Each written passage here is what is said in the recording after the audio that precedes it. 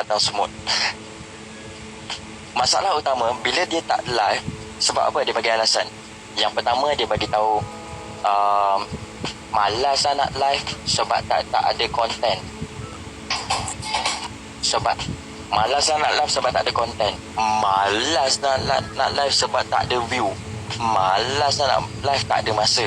Malas lah nak live sebab aku asyik kena PHP. Pula dah. Macam-macam alasan kau bagi. Malas ni tak kata apa. Okey. Tetapi bila kita ada perancangan, kita ada target yang kita nak capai, benda tu akan menjadi lebih mudah. PHP tu, kan PHP tu, bila ada perancangan, bila ada target, kita akan mudah nak achieve apa yang kita nak. Kena faham itu, konsep itu. Okey? Kau duduk rumah sewa. Okey? Kau duduk rumah sewa dan memang kau kena bayar every month lebih kurang dalam RM500, contohlah kan dia letak RM500 rumah sewa ataupun bilik sewa RM500. Setiap bulan memang kena bayar. So itulah komitmen, tanggungjawab. So kita ada target, at least kita dapat gaji berapa supaya kita dapat bayar. Yang kita kena bayar every month. Kalau tak bayar, kita melepet lah. Kita tak dapat duduk rumah tu. Begitu juga dengan host. Kalau kita nak buat duit dekat Bigo, mesti ada perancangan, mesti ada tanggungjawab, mesti ada komitmen. Dan perancangan tersebut kita kena buat secara sistematik. Okey? Kena buat sistematik. Okey. Perancangan konten.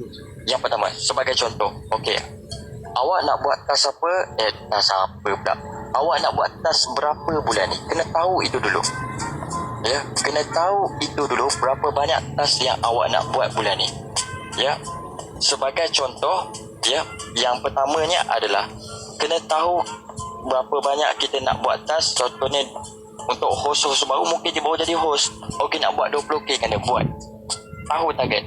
Saya nak buat 100k kan dia buat. Nak buat 200k kan dia buat. Nak buat 350k kan dia buat. At least you letak your own target.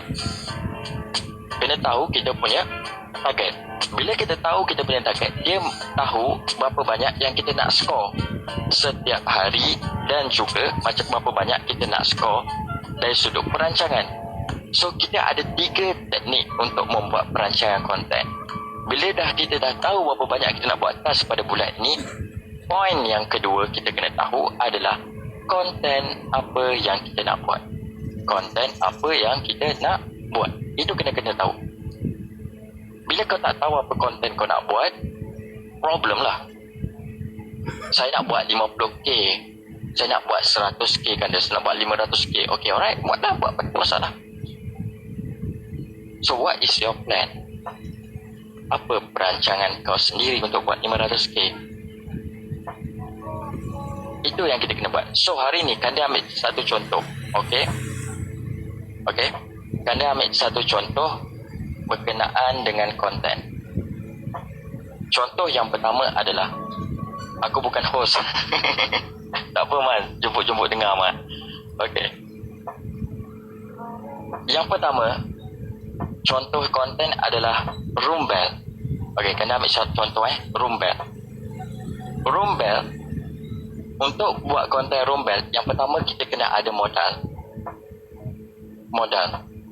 Kanda salah ke kalau saya nak buat room bell, kemudian saya exchange pin?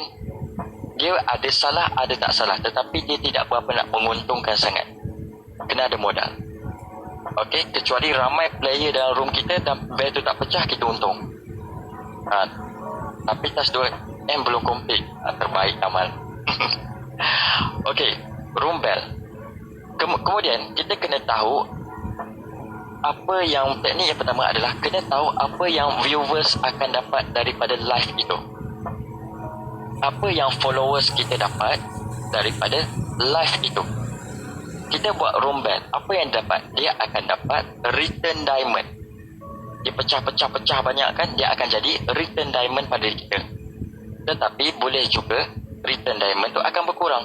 Bermaksud kalau dia menang, dia pecah banyak room bell, banyaklah dia dapat. Kalau dia tak dapat banyak, dia melepet. So, kita kena tahu apa yang viewers akan dapat dan viewers nak dari live. Contoh konten yang kedua. Ni contoh teruk sikit lah. Contoh teruk sedikit, jangan tiru. Contoh room ikat-ikat. Duk gelek sana, gelek sini, duk tunjuk ke sana, tunjuk sini. So apa yang yang dia fikir bila dia buat macam tu, apa yang viewers akan dapat? Apa yang viewers akan dapat? Viewers akan dapat keindahan. Viewers akan dapat kepuasan. Steam pula dah. Apa lagi? Viewers akan dapat apa lagi? Kalau korang biasa yang 500 orang dalam room kanda masuk room kikik, korang dapat apa Ni sambungan cerita room date ke? Lebih kurang pengalaman ya kanda. Hilang mata hitam. Dapat dosa.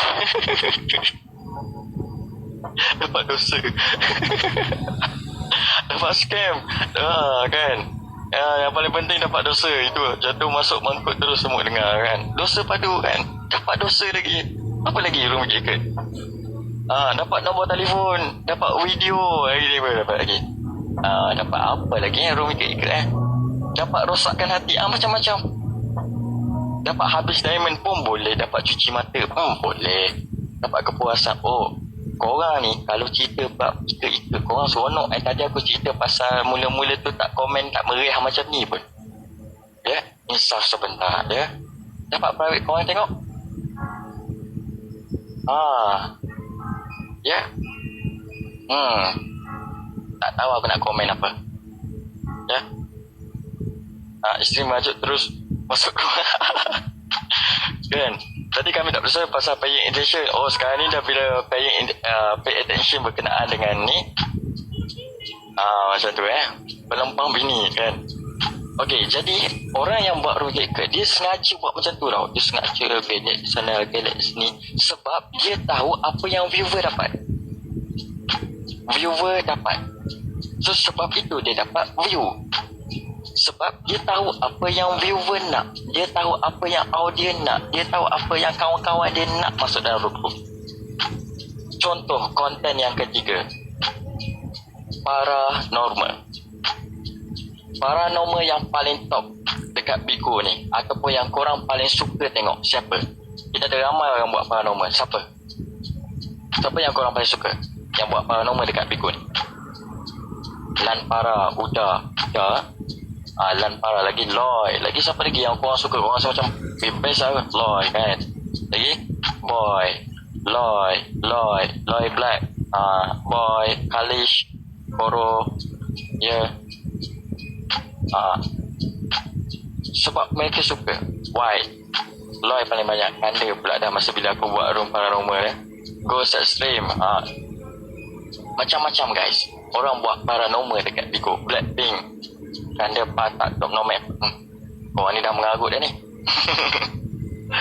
Okay, seterusnya Kanda para pula dah. Kalau aku buat para, hantu memang tak datang. Makin merepek tu. Itulah. Jadi paranormal, Loy, kita ambil contoh Loy bila kenapa view dia tinggi dan kenapa orang seronok. Kadang-kadang bila kita tengok dia punya hit list tu sampai kadang-kadang 4,000, 6,000 orang tengok sekaligus. Walaupun kamera bergegar, walaupun kamera entah apa-apa pergi sana pergi sini kamera kan, tapi yang tengok adalah lebih kurang 6,000 orang. Gila tak gila dia. Yang pertama adalah kerana Loy pandai bercerita. Sebelum dia pergi tempat tu, contoh dia buat dekat satu bukit, satu pegunungan, bukit lah, ataupun dekat rumah lama. Dia bercerita, okay guys, dulu sejarah dia, orang dulu pernah kena bunuh kat sini. Kena bunuh sebab cemburu. Kena cemburu pula, dia cerita. Jadi bila dia bercerita, viewer yang masuk nak tahu, perasaan nak tahu apa yang berlaku. Adakah dia nampak yang kena bunuh tu? Adakah nampak benda-benda terbang? Jadi kita nak tahu perasaan orang putih cakap curiosity. Kita teknik sikit. Macam tu. Kan. Orang putih cakap curiosity.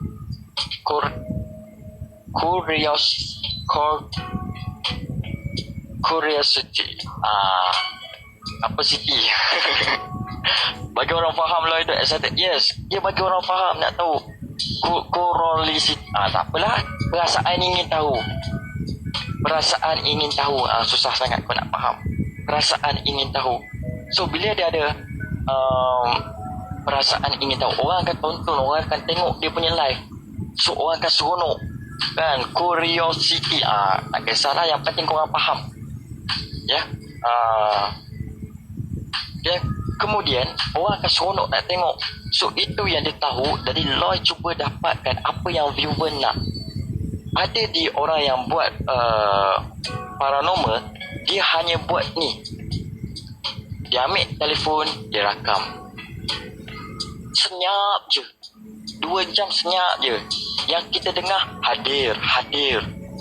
Itu je. Kita memang hadir, tapi kita rasa nak belah dah sebab tak ada menarik. Ya. Jadi itulah yang menyebabkan orang seronok nak tengok.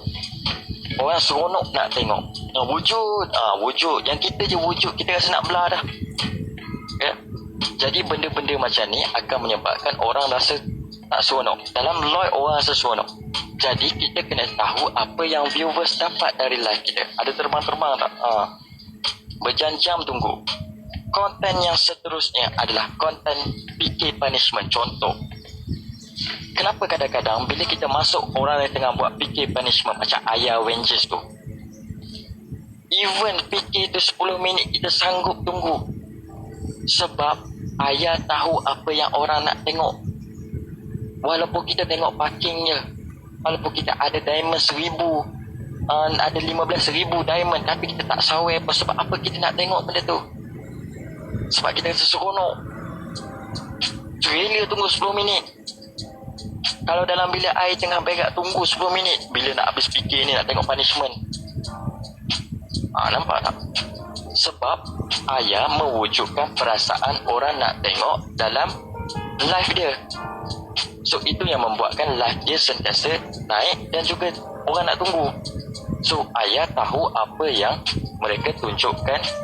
Dia bekas Avenger tersingkir. Mungkin mungkin dia Baldy Man. Ya, Baldy Man. So itulah teknik dia. So sampai satu tahap orang sanggup tunggu PK punishment. Even pakai PK punishment siapa-siapa sekalipun dekat Bigo ni, yang kita tengok top host buat, mereka sanggup tunggu sebab orang nak tahu apa yang berlaku seterusnya. Jadi perancangan konten yang pertama, apa saja kita nak buat konten, kita kena tahu apa yang viewers dapat dari live kita. Contoh, aku nak buat konten ni, apa yang dapat? Contoh konten yang paling simple sekali. Ya. Kan saya keluar kejap, ada urusan sekejap. Okay, tak apa, no problem. Ya. Contoh, kan dia buat contoh. Kita buat review makanan, mukbang. Kita buat mukbang kan. Kita tunjukkan makanan ayam McD yang kita makan. Contohnya kan dia tunjuk twisties. Dah lama kita sama ni tak makan twisties, tiba-tiba kita makan twisties, kita rasa seronok. So itulah teknik dia. Tiba lapar sebab orang nak tengok dan orang nak tahu apa yang berlaku selepas tu. Jadi teknik pertama untuk kita buat konten, kita kena tahu apa yang orang nak. Orang yang nak daripada live kita. Apa saja konten, kena fikir apa yang orang nak bila aku buat konten macam ni. Kita rehat 2 minit guys. 2 minit kita rehat.